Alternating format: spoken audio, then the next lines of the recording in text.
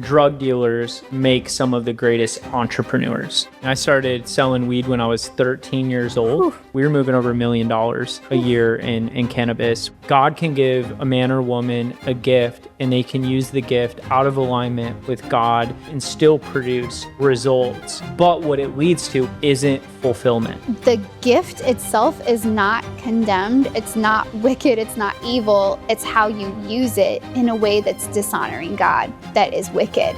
I hit rock bottom. I have to go live in my sister's basement. I don't know what I'm doing, but I know that I'm giving my life back to Jesus. What does a drug dealer and a Christian CEO have in common? Well, in Cody's case, almost everything. Same drive, same instinct, same gifting, but one missing link. In this episode, you're going to learn how God doesn't waste anything. This is a never before heard raw story and a testimony of a broken man and the practical steps that took him from the streets to building multiple successful businesses, and now the co-founder of the Christian Entrepreneur Club, one of the fastest growing Christian business communities in the world. And he just so happens to be my husband. Let's go. Cody. It's so weird talking about that part of your story that many people don't even know about. Yeah, you know, it's interesting as we were preparing for this episode, I was thinking back, like I used to share this story more when I first started, you know, really building like a personal development business, but a lot of time has passed since then. And it's not something I talk about a lot anymore. Yeah, and I think that part of the reason being is because you've matured so much in how you represent yourself, how you carry yourself, and you realize that, wow, that's not my whole identity. And even though it's relatable, it's not the whole story, and God's rewritten the story. Yeah. And it's cool too. You know, I once heard, the person that shares the same testimony but never has a new testimony isn't actually growing. And so it's cool because it's like, I have so many more God stories and testimonies of transformation in my life since this season. But then God also shows you, hey, that season was really important. I used that to shape, into the man you are. And that story still resonates with people that need to hear it, especially someone that is out there drug dealing and hustling like I was. Maybe this could be the podcast, a story that cracks something open in their life that makes them see, well, God has a calling on my life too. My life can be transformed as well. Yeah, I feel like I was a bit instrumental in creating this topic of conversation because we're always having, you're telling me stories and I'm always mind blown at some of these stories that you're telling me. Esther thinks I should have a movie made about my life. Who did I marry? Yeah. I'm like, oh gosh, you were a gangster in a past life. Hey, you like there's a little hood in this Christian man. I do like that. I picked up on that right away when we met.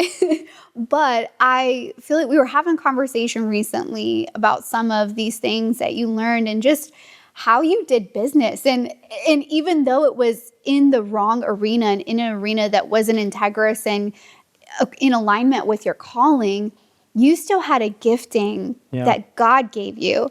And so I would love for us to kind of pull back the curtains a little bit, go back into BC Cody days before Christ, and share a little bit of that raw story of your upbringing and specifically that season where you tapped into that entrepreneurial gift very early on. Yeah. And you saw an opportunity. I started selling weed when I was 13 years old. Whew. Sold it for about 10 years, even while I was building businesses, which I'll get deeper into. Yeah. And it's interesting because God can give a man or woman a gift and they can use the gift out of alignment with God and what he's called them to do and still produce results.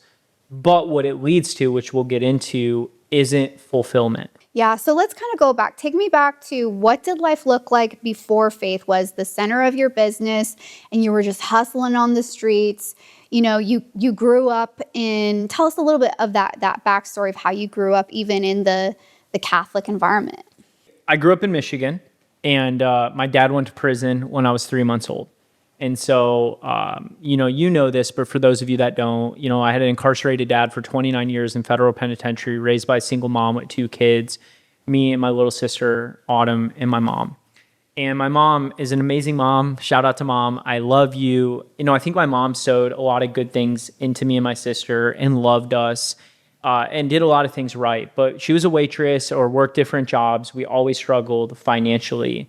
And so from a young age, without a father present in the home, and my sister's dad, Mark, I want to honor him too, played a vital role in my upbringing, was my dad, even though he wasn't my biological dad, really did, there was some tough times in our childhood. We didn't live with him until my mom was with a man that was so abusive that it forced us to leave the home, and he took us in. So I had to be careful when I tell this because Mark, who is my dad, did play a vital role, but there was still this big wound and this big gap. And so instilled at a young age was this mindset of we don't have the finances to afford things. And when I was 13 years old, to kind of go on the story of today, I was introduced to cannabis. And I remember my cousin introduced me, my older cousin, and the one that was closer to my age, and they were like smoking weed. And like, I just grew up in a home environment where it wasn't really taught that like those things are bad. Like I know drugs are bad, we were told all that. Like DARE came in, like don't do drugs or whatever in school when we were elementary. But really it was what everyone was doing in the environment I came up in. And so I remember though, what was interesting when drugs were introduced in my life and alcohol, it was like, oh, this is cool. It feels great. It's a unique experience. But for me, it was, wow, people spend a lot of money on this. I could sell it. Light bulb. So my first entrepreneurial moment, I remember I was introduced to cannabis and I was like, I even started asking questions like, well, what does this cost? Like, how much did you pay for this? Just like became curious about it. And my cousin and I had this great idea where we masterminded together, little 13-year-olds. He might have been 14-year older than me. And we're like, let's grow weed and then let's sell it. And so a lot of people don't know this. I'm just going to get raw with you guys, tell you the whole story. My mom will probably laugh at this story. So my cousin Eric and I both find some cannabis seeds and we plant them. He plants some in his room, hides it under one of those little air hockey tables with like a blanket, tinfoils the walls, plants weed. We put the light bulbs. We were like looking up on the internet how to do this. And I have this like closet under a stairwell in my house, and I did the same thing. So we had 2 grows going. And so one day my mom is going to take some things upstairs to my sister's room. She was upstairs and she notices through the crack of the stairs, it's an old farmhouse light. And she's like, oh, that's weird. The light's on under the stairs. So she goes through my room around, opens the closet, and to her surprise finds like 13 weed plants growing that are like this tall. Cody has a very green thumb. Yeah, I love nature. And so it's really funny because I come home from school and my mom's just giving me this look like she's going to kill me. And I'm like, what? And she's like, come here, and walks me there. And I'm like, oh no, I'm dreading this moment, right? And she opens it up and she's like, are you growing weed in my house? What are you doing at 13 years old growing weed? What's crazy is the story I pitched my mom, which is kind of true. I'm like, Mom, I'm trying to make us money. I'm trying to help with the bills. My mom makes me pull them out of the pots, throw them away like a good mom does. But my cousin never got found. And we ended up transferring them to outside. We lived in Michigan and we literally grew cannabis. And it was the first time in my life that I had this product that I knew there was a market for a need for it. Even at 13, I understood that. And we divided it up because I helped him with it. And even though our older cousin took a bunch, and I went out and sold it. And to my friends and to their older siblings and this and that. And it was the first time I ever experienced, well, I kind of like hustled some candy bars and stuff in school before that, but making money through that. And I remember looking at like a couple $100s and I'm like 13 years old and I'm like, I'm rich, like this is great. But then I'm like, I don't have any more. Yeah. And growing, it's a very long process. And there was other kids that obviously drug doing is very big if you grow up in this type of environment. And so I end up telling my friend like, hey, take me to so-and-so's house. And I go there and I'm this little 13-year-old kid. And I'm like, hey, I want to buy some weed from you, a half ounce, and just to be raw and tell the story. And he starts laughing at me at first because I'm like so young. I'm like, if you sell it to me, I'll be back by end of day and I'll buy more. And so he gives it to me. In 3 hours, it's gone. I come back, I make a profit, I get more. This began something in my life where I continued to do that. The thing about drug dealing is it's business with a product that's illegal. That's all it is. And many of the drugs out there really do hurt people. And now I would even say cannabis definitely isn't a positive for someone's life. But back then I was like, this isn't even a drug. Like my mindset, my belief system around it. I'm not selling, like crazy stuff. Like it's just weed. God made it. But the reality is that stayed with me, and it became a crutch for me, because we can go deeper into some of the questions in the story. Even after I started legit businesses and was making money through those businesses, I still was operating this illegal business on the side for many years. And the reality is because it was easy money. Yeah. I want to kind of put a pin in that, because I want to stay here in this season where you're still discovering your gifts. And, that moment where your mom found the plans and she's hearing your whole pitch about the business and all of that. Were there people in your life, or even your mom, did anyone see and recognize that gift in your life of, oh, this isn't just him doing rascal-like things and just messing around? And did they recognize that, oh, wow, he's got a drive in him, he's ambitious, he's just applying it in the wrong way? Or did anyone cultivate that in you? No, I mean, not at that age. I think my mom knew I was driven. I always was a dreamer. And I would tell my mom, I'm going to buy you a house one day. Like, what's your favorite house? Like, I was dreaming at a young age and had great aspirations. But a lot of kids do, they dream. I wouldn't say anyone saw a gift of business on me then. It did come close when I met a mentor in my life named Wally, who was a neighbor who saw something in me I didn't see in myself. But no, I think it was more, her kid was doing what he shouldn't be doing. Like, that's pretty bad to find your 13-year-old doing that. My mom was upset at me, if anything, was trying to correct me. But then I did it in secrecy. But then over time, my mom came to know that, I became a pretty big drug dealer. And my mom knew what I was doing. But at that point, I just wouldn't listen to her. Yeah, because I think it's so unique when a child is growing up and God has already instilled gifts in them. He's already put calling on their life. Even for you, his hand was definitely protecting you and guiding you, but you were just applying those gifts in all the wrong arenas. And I didn't know that then. But yeah, I think looking back, hindsight's 2020, life's lived forwards but understood backwards. I could see I was doing things that were actually great business strategies and characteristics and skill sets that I had, that God had given me. And I was even developing those things, but I had no direction and I didn't really know Jesus. I was Catholic, but I wasn't involved in being discipled in the church. Before we get to that turning point too, I would love for you to kind of even break down a little bit. So let's fast forward a bit. You get really good at selling drugs. You move to South Carolina. You are making a name for yourself on the streets, and you have this whole team of people and system working for you. What are even some of the skill sets and things that you learned in that season that even you've brought into businesses in the future? Yeah, and I actually think drug dealers make some of the greatest entrepreneurs because they learn entrepreneurship skills in one of the most risky businesses in the world, and they can go apply that to good things. And so when I was 13, I did that for 3 years consecutively in Michigan and reached a level of success. Because I was so young and reckless and didn't know what I didn't know, it actually put my life in danger in some ways. And some things happened I won't go into detail along with some other things. That wasn't why we moved, but I would say it created a greater desire of wanting a fresh start for myself. The funny thing about moving to South Carolina, my mom and I went and had a fresh start and started a new life there. And I went to a new high school, is I actually didn't want to sell drugs anymore.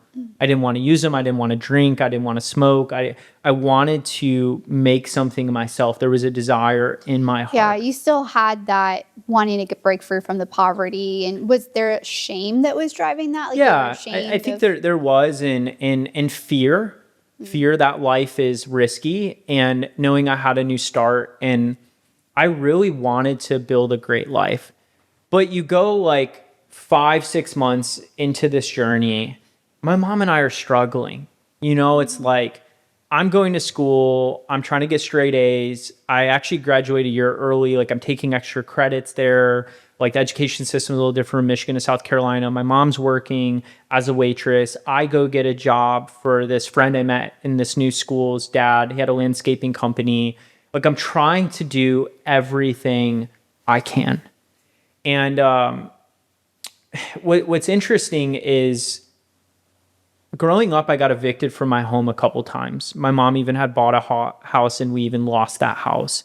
And I had this like trauma and this fear in me of no security in my life.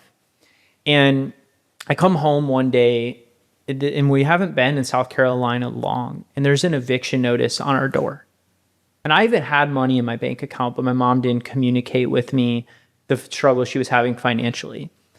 And I remember like going over to the landlord's house. I knew where he lived, knocking on his door, pulling all the cash out of my bank and being like, please let me pay whatever we owe. Don't kick us out. And he's like, no, you and your mom need to be out like in the next 30 days. I'm not dealing with this.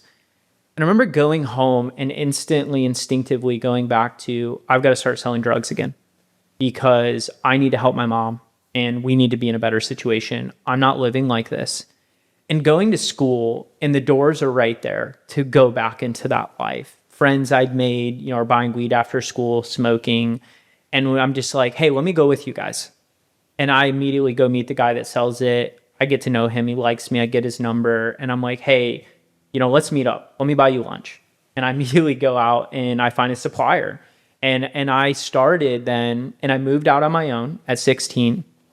And I just started building. And so to answer your question of like skill sets, when you sell drugs, you have different kinds of drug dealers. You have people who are addicts who sell drugs so their drugs are free. Basically, they don't actually build a business. They buy more than they need. They sell the extra. It pays for what they have. Then you've got like small time drug dealers who nickel and dime a little bit. They make a little money. They're also feeding their habit.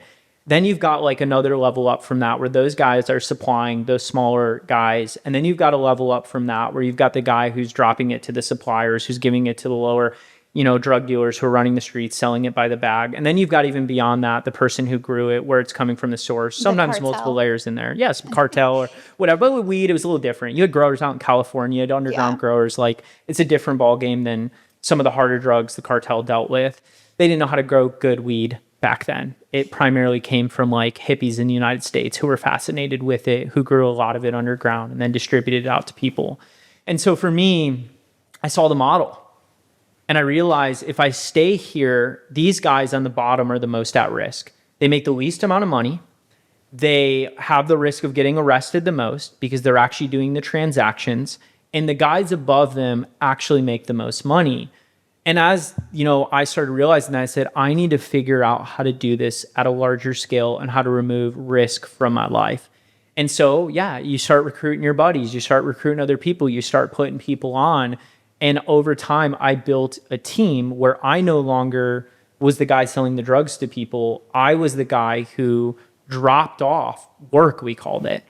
I dropped work and I picked up money. I dropped work and I picked up money. And I built an entire business around supply and demand. There was a demand needed in the market. There was a supply that we could meet. I had people who distributed that. I know now, and this is raw. I'm telling you guys some real stuff here. How great of business skills I was developing then that are now applied to actually building a business God's way. Mm-hmm. Even, later on you joined an MLM and you had all those same abilities of networking and building your team because you had developed those skills. Yeah. And that's funny. I started an MLM business and actually did well in it, but I also saw the opportunity. My parallel business can feed off of this business. I started a landscaping and irrigation company that fed off of it because you're constantly making contacts. And the reality is more people do drugs and smoke weed especially than people who don't do it think. Mm-hmm. In wealthy communities, powerful people high up. What's really wild though about that, you learned a lot about supply and demand. I know we've had some conversations where you just break it down for me and my mind is blown just looking at the way that you understood the market but at the same time, you are profiting off of people's vulnerabilities and addictions, and that is the hard part. How did you even deal with that? I Was that even didn't, something at the that you thought time, my of? mindset was twisted. I didn't feel like what I was doing was bad. I thought cannabis was okay. I looked at it as the least harmful thing. It won't kill anyone. No one's ever overdosed from it. And people were going to buy it anyways. So why not buy it? In my mind, and it was crazy. Like when I actually moved to South Carolina, this school was a lot more hood. I grew up in the country in Michigan. And you have like these young, beautiful girls in high school who want to party with their friends and smoke weed and all this. And you have gangs in the school I went to. And so the gangs are predominantly, like black gangs, like Crips, Bloods, or MS-13. And they're being used by other people like in the hood to distribute drugs to high schoolers. And these girls are going to like just buy a bag of weed, and these guys are making them uncomfortable. They're hitting on them. There's often like older dudes and stuff. And so I actually saw a market opportunity where I'm not like that. I look at this as a business. I can create a safe environment for younger people to be able to get access to this, do it professionally, and just do it with integrity, even though what I was doing was wrong. My business was built off of that. I served a clientele that didn't want to go buy weed from the hood. So interesting. You found your own little niche and almost exclusive demographic, which is so interesting. We're going to get back to this episode really quick, but before we do, we want to share something that's really close to Cody and I's heart. Let me ask you something. Have you ever felt torn between building something big, building your business, and staying faithful to God? I know we have, and it's so common. You want to grow your business, you want to make money, but you don't want to feel like you are driven by the wrong motives or wrong ambitions. And it's so common for people to feel that way. And that's exactly why we built the Christian Entrepreneur Club. Yeah, so you don't have to teeter between ambition and obedience. You can actually build something that's successful and led by God in the process. If that's the tension you've been feeling, come meet our team. We'd love to learn more about you and get you connected to a thriving community of Christian business owners just like you. Go to christianentrepreneurclub.com or click the link in the show notes down below and join us on our next intro call this next week. We can't wait to meet you. All right, let's talk about your turning point. When did that turning point come? Where you found the Lord, where you even had that revelation that what you were building, you had gifts and you had this entrepreneurial drive, but it wasn't what God was calling you to. It's interesting when I look back on this. I think God allowed me to hit forms of rock bottom to turn my life around. And so let me explain. Well, how much money were you making in that season? Because I'm so curious what you had to even give up. At my peak, which it goes a little bit more into the future, we were moving over $1 million a year in cannabis. We were flying out to California. We were getting it was a whole network we had built. And I feel like today it's okay to talk about that. Weed's been, legalized and stuff, but back then, what we were doing wasn't right. When I was 18 years old, I got arrested 3 weeks before graduating high school. And it was like a dumb scenario that happened because of a friend. And it was literally a bicycle cop because my friend wanted to, go smoke cannabis and was rolling a joint in our car. And I happened to be in the car and it was my car. And I ran things very tight. But this scenario happened. I get in trouble.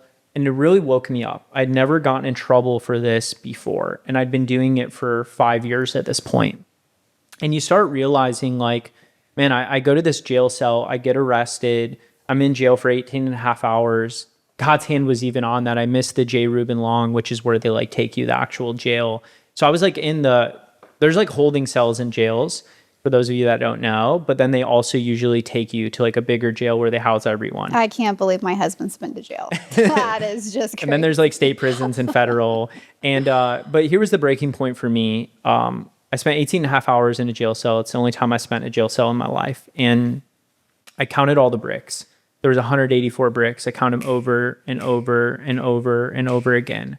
The gym I worked out at, I could jump up, grab the bars, and see the aquatic fitness center I worked out at, one of the nicest gyms. And I realized here I am in a cell, barred in, don't know what's going to happen. Is my life over? Am I ruined? Like, did I mess up so bad I can't fix it? All these thoughts go through your head.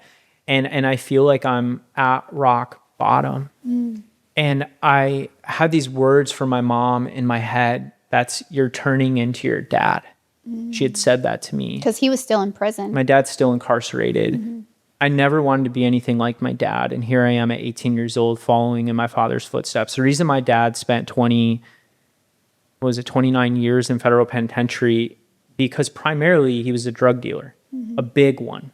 And he was also very gifted entrepreneurial. And he owned multiple businesses. He was in real estate. He owned a real estate portfolio. He had a Harley shop. He sold Harleys. He had the biggest bike shop. He ran the biggest biker club. He had tattoo shops. Like, he had bars. He had like all kinds of things.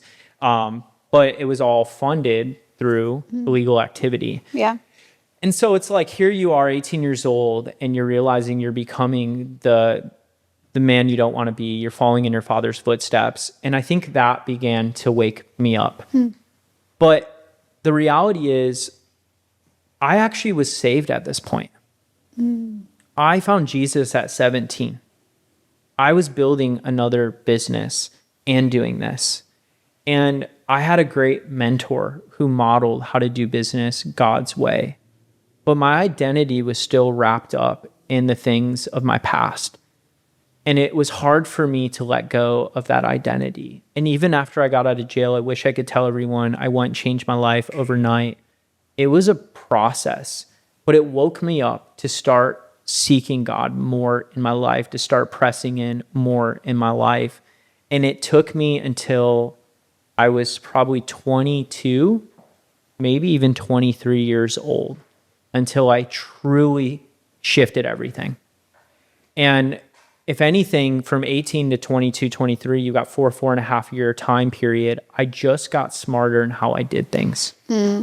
People didn't know I did that anymore. I removed myself so far from it while building businesses, and even I was a real estate agent. I went and sold timeshare for Wyndham while building my business, and had this. You were still holding on to the security of that. And because it was very lucrative, you were able to bring in a lot of cash flow. Yeah.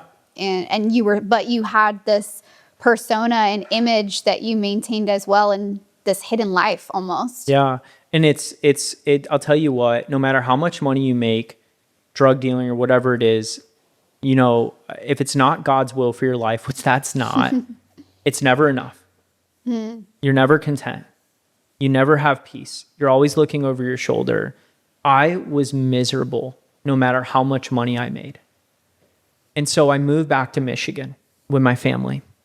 And I have this moment at night where 3:33 in the morning on March 23, I'll never forget it because I wrote it on a sticky note. God visits me in a dream. It's the first time the Lord had ever visited me in a dream. And I was pressing in with God in this season of my life. I was trying to do the right thing. And God spoke to me and said, Cody, you will never become the man that I created you to be until you let go of the old you. And it was this beautiful vision. There's this willow tree. My grandpa owns this land, this 80 acres behind my cousin's house with this beautiful willow tree.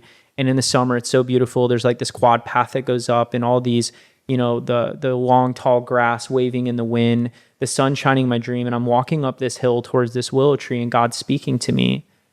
And I woke up covered in sweat and I just started to weep.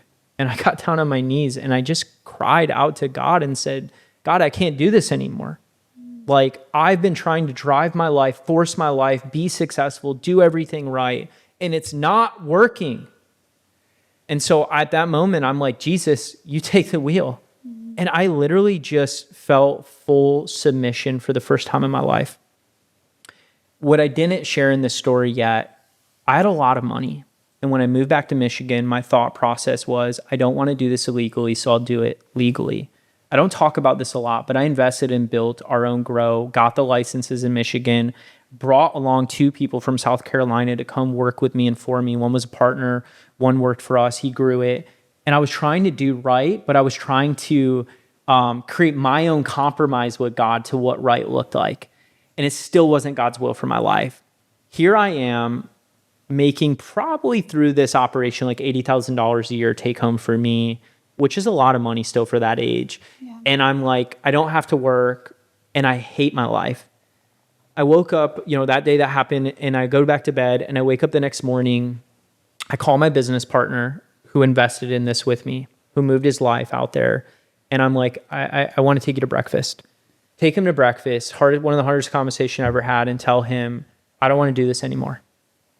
I'm shutting everything down. And I had majority say in this. It was also on my family's land, like all these things. He didn't really have a choice. But I was like, I want to do right by you. And I gave him pretty much all the money I had, let him take all the product, literally put myself basically at ground zero to buy him out, to honor him in that. Then I had to go to one of my best friends who I met in high school in South Carolina, who's growing it all, and tell him, we're not doing this anymore. I'm shutting it all down. And it was one of the hardest seasons of my life. I hit rock bottom. I have to go live in my sister's basement because I had to sell my Mercedes Benz. I don't know what I'm doing, but I know that I'm giving my life back to Jesus. That was the turning point for me. The Bible says the path of the righteous winds upwards. I get it now because I can't remember if I was 22 or 23, but at that time in my life, in that moment, I made a decision that God, you take me where you want to take me. God, you use me how you want to use me, but I'm done doing it my way. And I'll tell you what, life hasn't been easy. It was a struggle the next few years. I had to rebuild Cody, but it's the greatest decision I ever made in my life.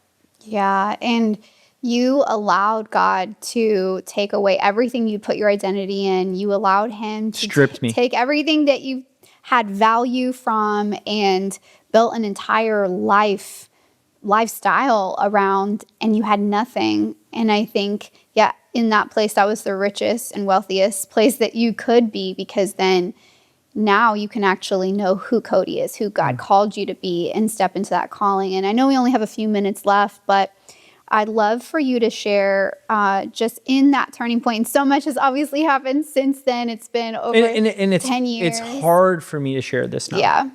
Because people know me as the man I am today. And even through a lot of these seasons in my life, I was building businesses. Right. I was going to church.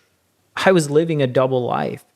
And it's hard sometimes because I don't even like looking at this version of me from my past. I feel like I looked him in the face for the last time on that day and was like, you're dead.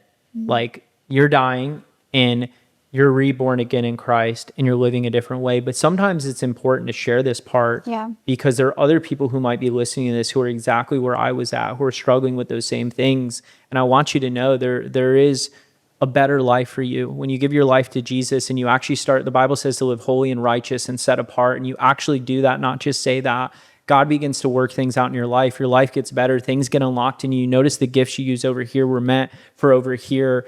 And you don't have to live with the weightiness of the fear, of the anxiety, of the stress, of the things that are dark over here that you've done in your life. Because when you bring everything into the light with Jesus, it's refreshing and it's healthy and it brings joy.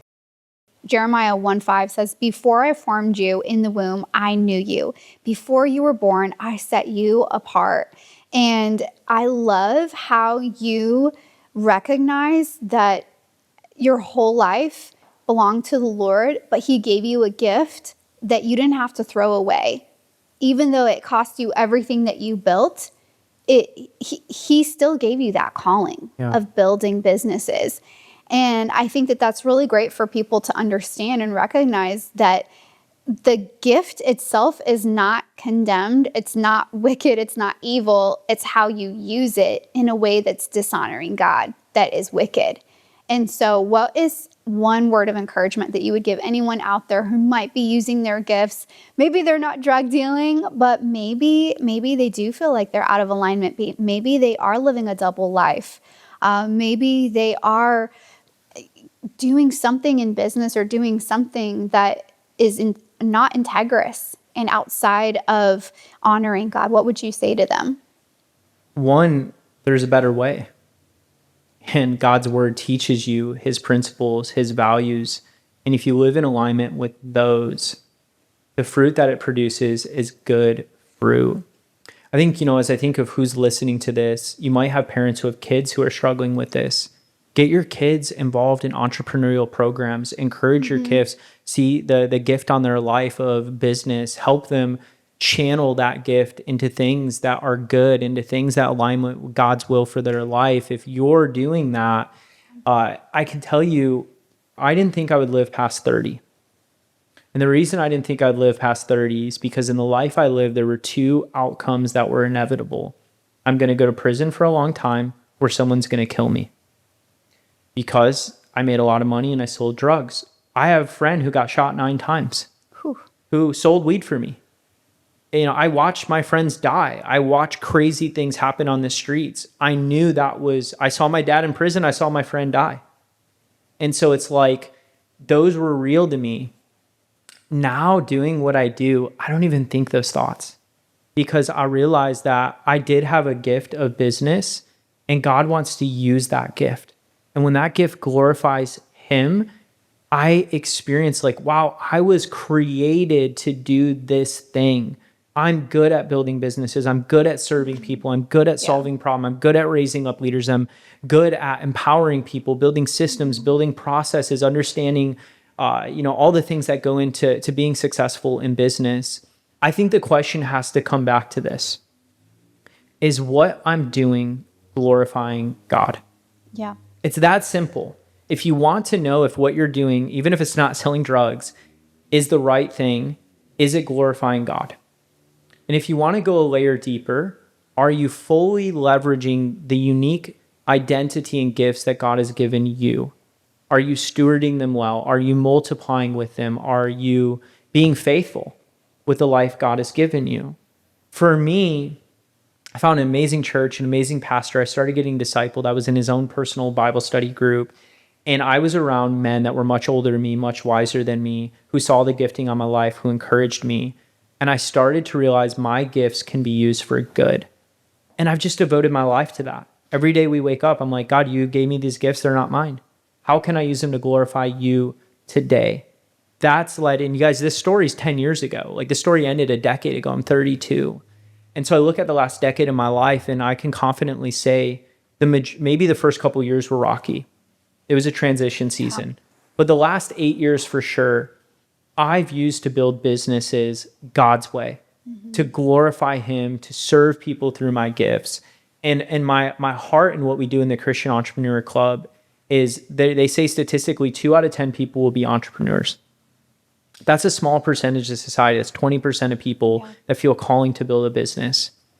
It's to provide a community. It's to provide an environment. It's to provide mentorship, to pour into those people to understand God gave you that gift. It's very unique. Go use it to glorify him. And everything you're searching for, the success, the money, the fulfillment, the peace, the joy, comes as a byproduct of being obedient in the lane God's called you to. Yeah. It reminds me of what Pastor Morgan always tells us. And he says a lot of people quote that God doesn't call the qualified, he qualifies the called, which is a cute bumper sticker. But really, in the Bible, there's no qualification process. There's no certification process for anyone that God has called to do great things or to go all in. He's just with us in the midst of the chaos. He's with us in the midst of even our disobedience and rebellion. And so I love that. And I feel like we need to do a part 2 of this story because there's so many layers to it. We need to do the second half of what God did in those years after when you surrendered to him. But I guess you're going to have to keep listening to the podcast. They're going to have to. Well, thank you so much for joining us today. If you enjoyed this episode, please leave a comment below. Let us know what stood out to you. Did something that Cody shared or his testimony or his vulnerability speak to you? We'd love to hear from you. Make sure you like and subscribe. If you're listening on YouTube, make sure that we would just love to hear from you. Thank you for joining us today and continue building God's way.